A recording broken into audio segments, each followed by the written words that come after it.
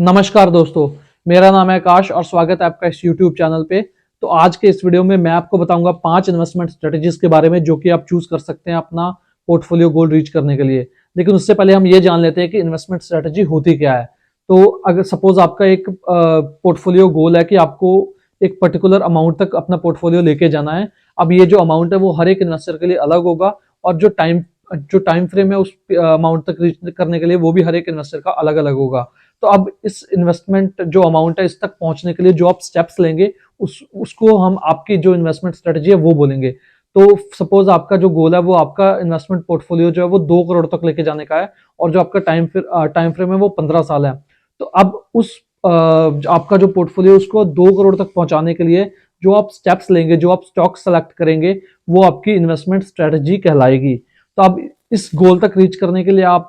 कुछ moderate risk वाले और कुछ हाई रिस्क वाले स्टॉक का कॉम्बिनेशन भी ले सकते हैं। आप 10 से 15 स्टॉक भी सिलेक्ट कर सकते हैं, आप 5 से 7 स्टॉक भी सिलेक्ट कर सकते हैं। और ये आप पे डिपेंड करेगा कि आपका जो रिस्क टेकिंग एपेटाइट है वो क्या है, आप कितना रिस्क ले सकते हैं। तो आप जो इन्वेस्टमेंट स्ट्रेटजी आप चूज करेंगे वो आपके अपनी पर्सनैलिटी को सूट करनी चाहिए, क्योंकि अगर आपकी पर्सनैलिटी को सूट नहीं करेगी जो इन्वेस्टमेंट स्ट्रेटजी आप चूज कर रहे हैं, तो वो चांसेस ये हैं कि आप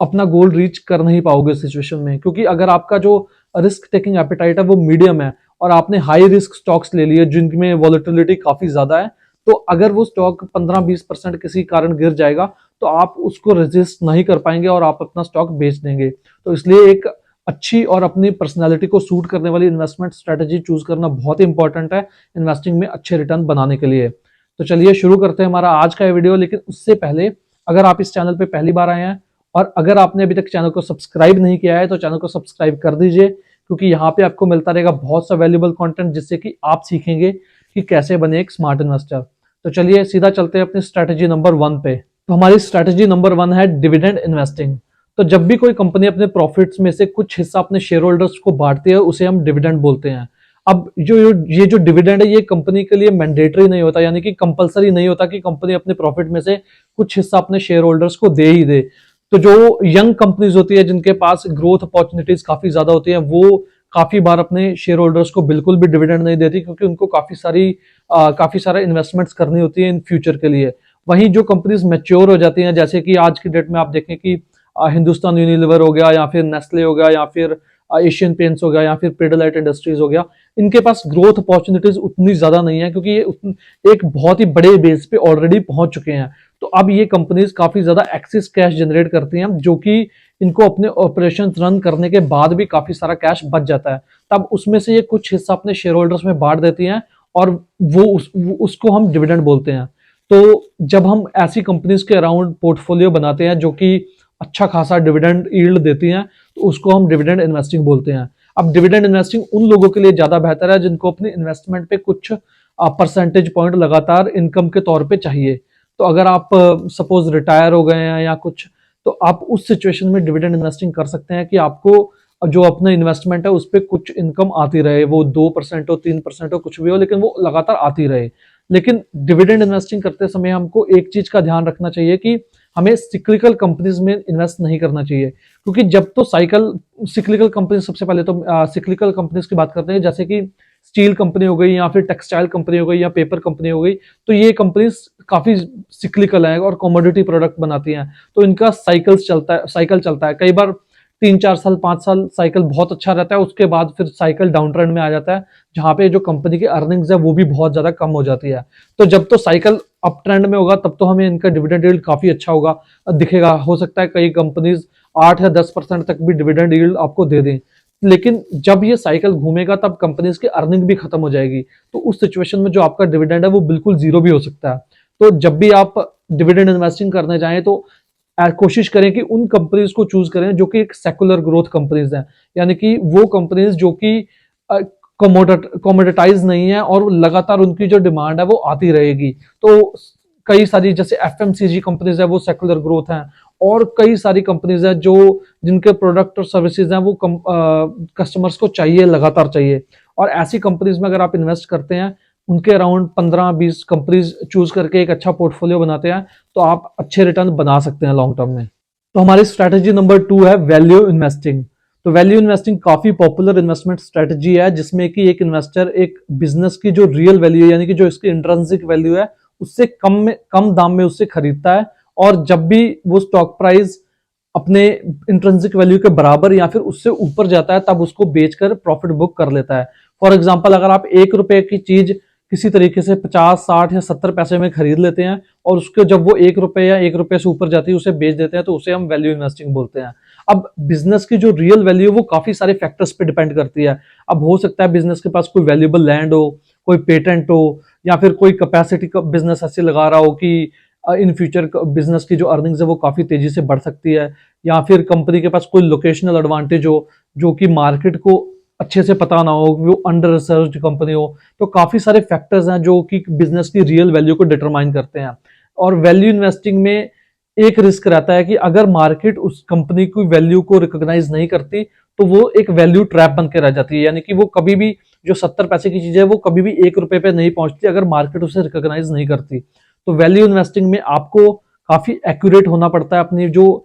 आपकी कैलकुलेशन है उसको लेकर, क्योंकि अगर आप एक्यूरेट नहीं हो और अगर मार्केट उसको रिकॉग्नाइज नहीं करता, तो इस तरीके की इन्वेस्टिंग में आप रिटर्न नहीं बना सकते। तो हमारी स्ट्रेटेजी नंबर 3 है ग्रोथ इन्वेस्टिंग। तो ग्रोथ इन्वेस्टिंग और वैल्यू इन्वेस्टिंग काफी सिमिलर है एक दूसरे से, जिसमें कि हम वैल्यू इन्वेस्टिंग में कंपनी के प्रेजेंट पे बैट करते हैं कि कंपनी आज कितनी वैल्यूएबल है, और अगर वो अंडर वैल्यूड है तो हम उसको खरीद लेते हैं। और ग्रोथ इन्वेस्टिंग में हम कंपनी के फ्यूचर पे बैट करते हैं कि इन फ्यूचर कंपनी यहां से ग्रो करके और वैल्यूएबल हो जाएगी। फॉर एग्जाम्पल, अगर आप आज एक कंपनी देखते हैं जिसकी आज की जो वर्थ है वो 1 रुपया है, लेकिन 10 साल बाद वो कंपनी 12, 13 या 14 रुपए तक पहुंच सकती है जो उसकी वैल्यू है, तो आज अगर हम उस कंपनी को 1 रुपए की जगह 1.5 रुपए पे भी खरीदते हैं, तो 10 साल बाद हमारी जो रिटर्न्स है वो काफी अच्छे रहेंगे, डिस्पाइट ये कि आज हम उसको थोड़े महंगे वैल्यूएशन पे खरीद रहे हैं। लेकिन ग्रोथ इन्वेस्टिंग में जो ग्रोथ प्रिडिक्ट करना है वो काफी मुश्किल होता है, क्योंकि इसके लिए काफी सारे फैक्टर्स जो है वो कंपनी के हित में जाने चाहिए कंपनी को लंबे समय के लिए ग्रो करने के लिए। क्योंकि अगर कंपनी कोई 10, 15 या 20 सालों के लिए ग्रो करना चाहती है, तो उसके पास एक अच्छा प्रोडक्ट होना चाहिए, तो उसके पास कोई कॉम्पिटिटिव एडवांटेज होना चाहिए, ताकि कंपटीशन आके वैसा सेम प्रोडक्ट बना के कंपनी के मार्जिन को अफेक्ट ना करे। और उसके साथ रेगुलेशन जो है वो बिजनेस के साथ होना चाहिए, कि अगर रेगुलेटरी एनवायरनमेंट पे बहुत ज्यादा डिपेंडेंट है बिजनेस, तो हो सकता है गवर्नमेंट एकदम कोई नया रूल या रेगुलेशन ले आए, तो जिससे कि कंपनी का जो कॉम्पिटिटिव एडवांटेज है वो खत्म हो जाए। तो ये सारे फैक्टर्स कंपनी को चाहिए लंबे समय के लिए ग्रो करने के लिए। और सब प्लस उसका जो बेस है, जो स्टार्टिंग बेस है, वो भी छोटा होना चाहिए, क्योंकि अगर आप एक कंपनी है जो 20 या 50,000 करोड़ का रेवेन्यू आज कर रही है, तो वहां से वो बहुत तेजी से ग्रो नहीं कर पाएगी। वहीं अगर कोई कंपनी आज 200 या 300 करोड़ का रेवेन्यू कर रही है, तो वहां से वो काफी तेजी से अपनी सेल्स और अपने अर्निंग्स ग्रो कर सकती है। और साथ ही साथ ग्रोथ इन्वेस्टिंग करते समय हमें एक बात और दिमाग में रखनी चाहिए, वो ये है कि जब भी हम किसी कंपनी के लिए पे कर रहे हैं कि इन फ्यूचर वो ग्रो कर सकती है, तो हमको बहुत ज्यादा एक्स्ट्रा नहीं पे करना है, क्योंकि अगर हम बहुत ज्यादा पे कर देंगे तो वो सब कुछ प्राइस इन होगा। फॉर एग्जाम्पल, अगर आप सोच रहे हैं कि एक कंपनी आने वाले 5-7 सालों के लिए 20-25% से ग्रो कर सकती है, तो आप ज्यादा से ज्यादा उसको 35-40 के पीई रेशियो पे ले लें। लेकिन अगर वो कंपनी 80-90 के पीई पे आज ही ट्रेड कर रही है, तो सब कुछ प्राइस इन है, वहां से जो आपके रिटर्न्स है वो काफी अच्छे नहीं होंगे, क्योंकि मार्केट एक्सपेक्ट कर रहा है कि वो कंपनी काफी तेजी से ग्रो करेगी, इसीलिए मार्केट उसको उतना वैल्यूएशन दे रहा है। तो अगर आप भी उसको उतने वैल्यूएशन पे खरीद लेंगे, तो अगर कोई अनसर्टेनिटी होती है, तो वहां से वो बहुत जल्दी वो जो स्टॉक है वो 80 के पी पे आज दिख रहा है, वो आपको हो सकता है 50 या 40 के पी पे आ जाए। तो इस सिचुएशन में आपके जो रिटर्न्स है वो अच्छे बनेंगे नहीं। तो स्ट्रेटेजी नंबर 4 है small cap and mid cap investing. तो इस सिचुएशन में आपको उन कंपनीज में इन्वेस्ट करना है जो कि जिनका मार्केट कैप है वो छोटा है। तो अगर आपका जो कैपिटल है, स्टार्टिंग कैपिटल है, अगर आपके पास 2, 4, 5 या 10 लाख रुपया है, और आपको स्टॉक्स की समझ है कि आपको किस तरीके की कंपनीज में इन्वेस्ट करना है, तो ये इस तरीके की इन्वेस्टिंग जो है वो आपके लिए बहुत अच्छी है,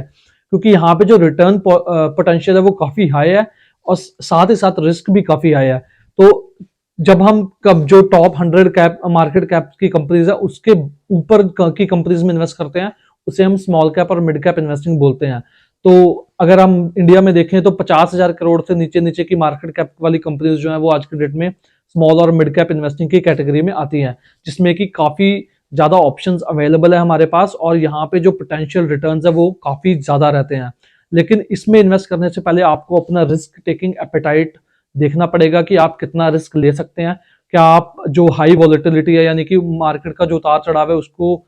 डाइजेस्ट कर सकते हैं या नहीं, क्योंकि ये उस तरीके की के स्टॉक्स हैं जो कि बिना किसी कारण 15-20% गिर सकते हैं और जब बढ़ने पे आए तो 40-50% ऐसे ही बढ़ सकते हैं। तो इस तरीके की इन्वेस्टिंग आपको तभी करनी है जब आपका जो स्टमक है वो स्ट्रांग है, यानी कि आप 10-15-20% का उतार या चढ़ाव से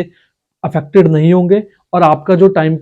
फ्रेम है वो भी थोड़ा ज्यादा होना चाहिए। लेकिन अगर आपका जो टाइम फ्रेम है और आपका जो रिस्क टेकिंग एपेटाइट है उतना अच्छा ज्यादा नहीं है, तो आप बेटर यही है कि आप लार्ज कैप कंपनीज में इन्वेस्ट करें जो कि ऑलरेडी स्टेब्लिश्ड हैं, क्योंकि वहां पे जो वॉलेटिलिटी है वो काफी कम रहती है, लेकिन उसके साथ साथ वहां पे रिटर्न्स भी कम रहते हैं। तो इस तरीके की इन्वेस्टिंग के लिए आपको एक प्रॉपर रिसर्च चाहिए, आपको अच्छी समझ होनी चाहिए कि कौन सी कंपनीज अच्छा कर सकती हैं और कंपनीज के फाइनेंशियल पढ़ने की आपको नॉलेज होनी चाहिए। तो अगर आप सीखना चाहते हैं ये सब तो आप सब्सक्राइब कर सकते हैं हमारे चैनल को, जिसमें मैं आपको सिखाऊंगा कि एक स्टॉक को कैसे पिक करते हैं और क्या क्वालिटीज होती हैं जो एक कंपनी को मल्टीबैगर बना सकती हैं। तो इसी के साथ हम आ गए अपनी पांचवी और आखिरी इन्वेस्टमेंट स्ट्रेटजी पे, जो कि है कॉफी कैन इन्वेस्टिंग या फिर बाय एंड होल्ड इन्वेस्टिंग। तो कॉफी कैन इन्वेस्टिंग काफी पॉपुलर इन्वेस्टिंग स्ट्रेटजी है जिसमें कि हम एक क्वालिटी कंपनी को लंबे समय के लिए होल्ड करके रखते हैं। तो इस कॉफी कैन इन्वेस्टिंग में एक क्वालिटी कंपनी जैसे कि HDFC बैंक या बजाज फाइनेंस या फिर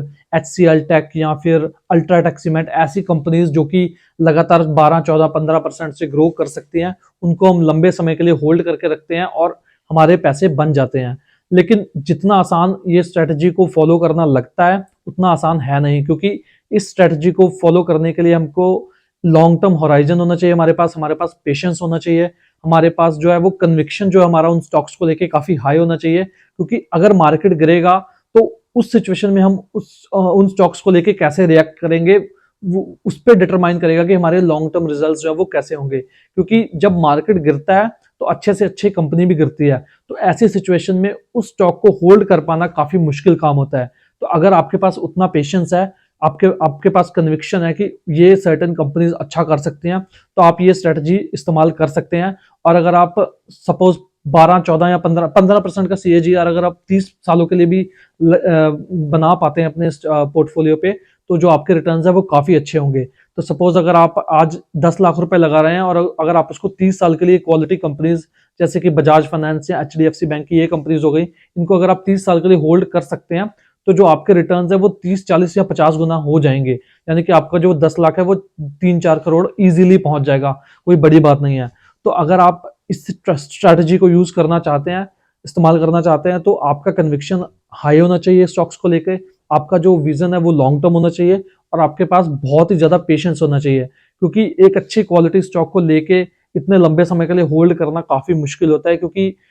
मार्केट जो है वो रोज ही कभी ऊपर जाती है कभी नीचे जाती है, और इसी तरह जो स्टॉक्स है वो भी कभी 20% नीचे होते हैं कभी 20% ऊपर होते हैं। तो उस वॉलेटिलिटी को झेलना बहुत ही मुश्किल है, लेकिन अगर आप ये कर सकते हैं तो आपके रिटर्न लॉन्ग टर्म में काफी अच्छे रहेंगे। तो इसी के साथ हमारा आज का वीडियो यहीं पे समाप्त होता है और मैं उम्मीद करता हूँ कि वीडियो से आपको काफी कुछ सीखने को मिला होगा और आपको पता लगा होगा कि कौन सी different type of investment strategies होती हैं और कौन सी हम स्ट्रेटजी अपनी पर्सनैलिटी के हिसाब से चूज कर सकते हैं इसमें से। तो अगर आपको वीडियो अच्छा लगा तो वीडियो को लाइक कीजिए, और अगर आपने अभी तक चैनल को सब्सक्राइब नहीं किया है तो चैनल को सब्सक्राइब कर लीजिए, क्योंकि यहाँ पे आपको ऐसा बहुत सा वैल्यूबल कंटेंट लगातार मिलता रहेगा जिससे कि आप सीखेंगे कि कैसे बने एक स्मार्ट इन्वेस्टर। अपना कीमती समय देने के लिए बहुत बहुत धन्यवाद। बहुत जल्द मुलाकात होगी एक और बेहतरीन वीडियो के साथ, तब तक के लिए रखिए अपना ख्याल। धन्यवाद।